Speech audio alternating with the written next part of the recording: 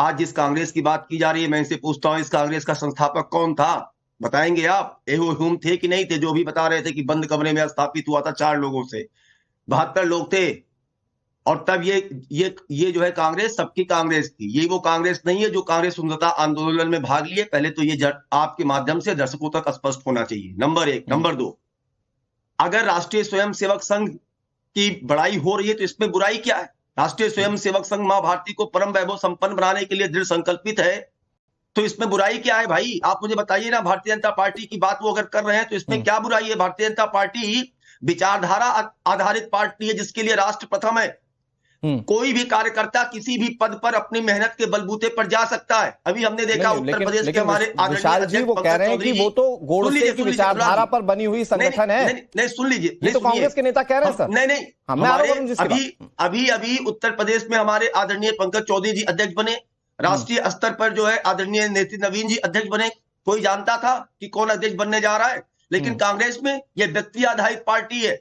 इसकी कोई ये विचारधारा आधारित पार्टी नहीं है। ये सत्ता प्राप्ति की कुंठा में इतने सत्ता लोलुप हो चुके हैं कि इनके नेता अभी बता रहे थे यहीं पर बैठकर वरिष्ठ पत्रकार की उनसे प्रेरणा लेते थे। अरे विदेशों में जाकर भारत विरोधी प्लेटफॉर्म पर किससे प्रेरणा लेते? पूछिए जरा इनसे। अभी संसद सत्र चल रहा था, गए थे राहुल गांधी जी, और जिस वो यूरोपियन यूनिवर्सिटी की बात हो रही थी उसमें फंडेड करने वाला कौन है? George Soros.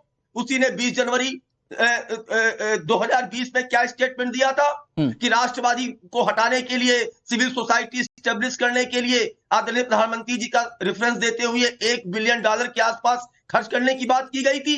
बार बार इनके नेता भारत विरोधी बयान क्यों देते हैं? भारत के बाहर जाकर उनको कोई भारत का दोस्त यार नहीं मिलता है, तो सीखिए भारतीय जनता पार्टी से। इसमें आपके नेता ने कह दिया तो क्या बुराई है? वो अगर आदरणीय प्रधानमंत्री जी जो वर्तमान में हैं, अगर वो वहां पर बैठे हैं जमीन पर और वहां से उठकर अपनी मेहनत। लेकिन विशाल सर मैं फिर आपसे एक बात नहीं कहता हूं जो मणिकम टैगोर कह रहे हैं, को सीखना चाहिए। नहीं, वो कह रहे हैं अलकायदा, वो आरएसएस की तुलना अलकायदा से कर रहे हैं। अरे वो कह रहे हैं हम क्या सीखे जो अलकायदा जैसा है। उनको आरएसएस की समझ ही नहीं है। दूर से बैठकर आरएसएस के बारे में तो अनाप शनाप टिप्पणी वो करते हैं, उनके नेता करते हैं। वो क्या जानेंगे अर्पण तर्पण समर्पण की बात? वो क्या जानेंगे मां भारती को परम वैभव संपन्न बनाने की बात, जिनके लिए केवल परिवार ही सब कुछ है? मुझे बताइए आप इनके नेता। कांग्रेस वरुण सर जल्दी से जवाब दीजिए, फिर मैं अनंत विजय जी के पास जा रहा हूं। ओके वरुण जी। नेता कांग्रेस अध्यक्ष ने भी कुछ दिन पहले कहा कि फैसला हाईकमांड लेगा। हाईकमांड जब हाईकमांड है तो किस बात? बोल लूं हाईकमांड जी, बोल लूं क्या? ठीक है, ओके वरुण जी। भारतीय जनता पार्टी से मैं कह रहा हूं कि कांग्रेस इतना क्रिटिसिज्म करते हैं, अभी चुप ही नहीं हो रहे, क्या करेंगे? नहीं वरुण पुरोहित जी देखिए, वो कांग्रेस का क्रिटिसिज्म कर रहे हैं, वो सारी बात ठीक है, आपके अपने भी तो क्रिटिसाइज कर रहे हैं।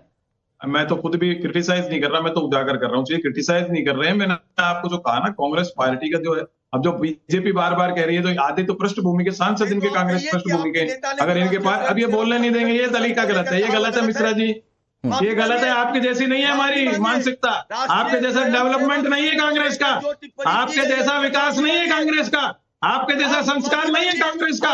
आप कांग्रेस करते हो, क्यों कांग्रेसियों को लेकर बैठे हो?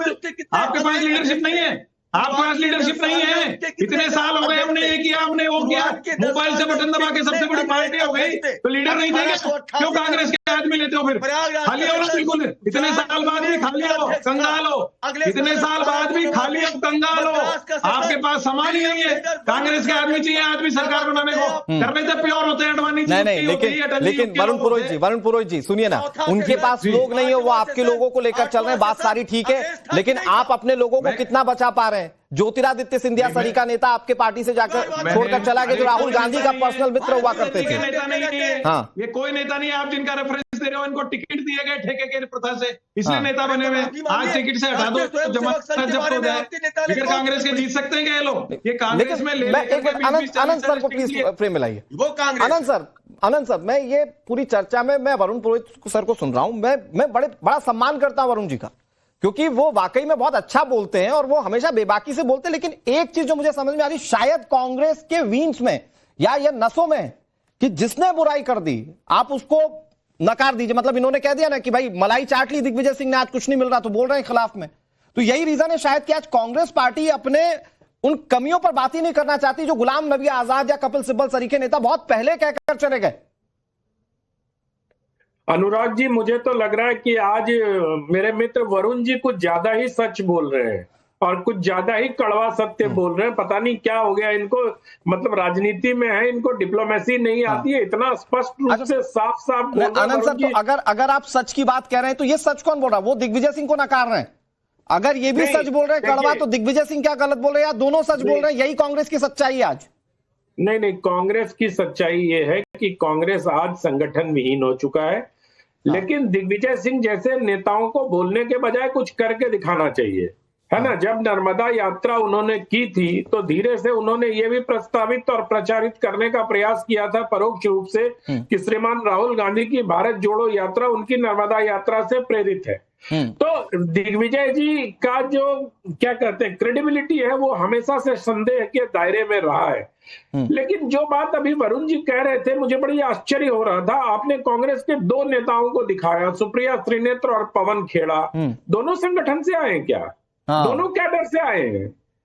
आजकल कांग्रेस पार्टी के जितने नेता दिखते हैं मुझे, जो दिखते हैं कैडर से तो कोई नहीं दिखता। जितने नाम इन्होंने अभी वरुण पुरोहित जी ने आनंद सर मैं आपको बताऊं, मैं माफी के साथ आपको रोक रहा हूं। 10 सेकंड दे दीजिए, 10 second please. Jyotiraditya Scindia cadre से आए, सचिन पायलट कैडर से आए, आरपीएन सिंह कैडर से आए, जितिन प्रसाद कैडर से आए।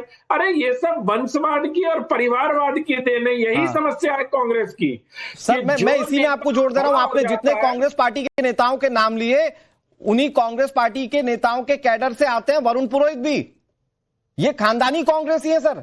तो इसीलिए तो, और इसीलिए आज देखिए कि वरुण पुरोहित जब कांग्रेस पर बात हो रही है तो उनके अंदर की बात आप सुनिए, वो भी खुश नहीं है। वो भले डिफेंड करे कांग्रेस पार्टी को आज।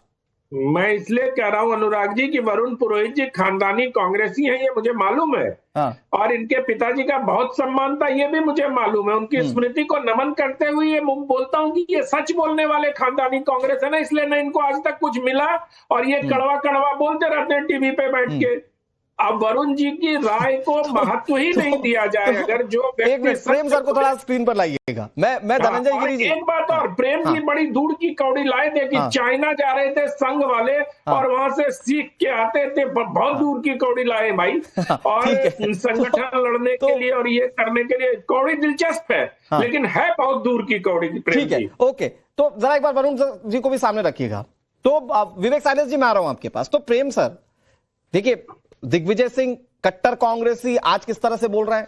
गुलाम नबी आजाद सरी के नेता, मतलब क्या उनका रुतबा हुआ करता था और क्या कैडर था उनका, मतलब ये मुझे शब्दों में कहने की जरूरत नहीं। जितिन प्रसाद, मतलब कई बड़े नेता, मैं अभी कितने नाम गिना दूं जो G20 में शामिल हुए 2020 में, चिट्ठी लिखकर कि भैया आपका नेतृत्व ठीक से काम नहीं कर रहा है ये। और हमारे साथ तो वरुण पुरोहित खुद बैठे हुए हैं। ये नाराजगी है आज कांग्रेस पार्टी में, जिसमें ये कांग्रेस पार्टी को एक्सेप्ट करना पड़ेगा कि वो सारे कैडर को साथ नहीं लेकर चल पा रहे हैं, और यही बीजेपी कर पा रही है। तभी